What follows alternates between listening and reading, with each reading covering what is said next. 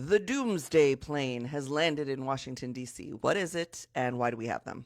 The E-4B, otherwise known as the Doomsday Plane, is an alternative to Air Force One that can survive nuclear blasts. It was designed originally in the 1980s. Russia and the United States are the only countries that have such a plane. The E-4B is a militarized version of the Boeing 747. And while Air Force One prioritizes comfort, this plane prioritizes survivability. It can fly for about 35 hours. It can be refueled mid-air.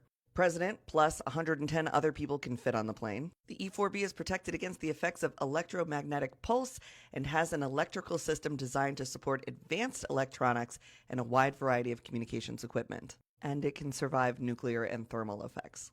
There is always at least one E-4B ready to go at a moment's notice. They all come out of Nebraska.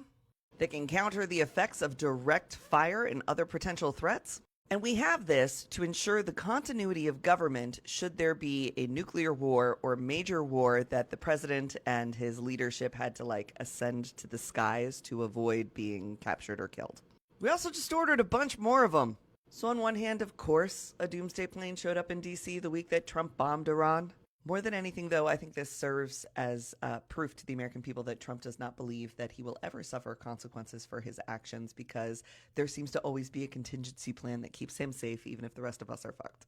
And I don't really like the confidence I imagine it gives Trump to know that there's a doomsday plane sitting in his driveway if he were to do anything else kind of crazy.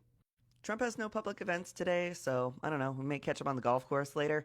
What I imagine is happening in DC right now is all of the Republican Congress is trying to get themselves on the same page, so when they come back into session tomorrow and AOC calls for Trump's impeachment, they have some sort of line or force that they're going to come back with to make it look like they're all aligned. But my sources say they're absolutely falling apart behind the scenes, so cult's gonna cult, so we could come back tomorrow and see that a lot of the people who had a really rational, reasonable reaction to Trump bombing Iran without getting the authorization from Congress are now willing to toe the party line again. I've got to drive to LA now. I'll be in LA the next 2 days for some stuff, and then I go to San Francisco for 2 days, and then I finally get to go home to Rochester. So I'll be doing updates as much as I can and checking in on what's going on with the LA ICE protests, because that is still happening, and that is not something that we can allow them to distract us from.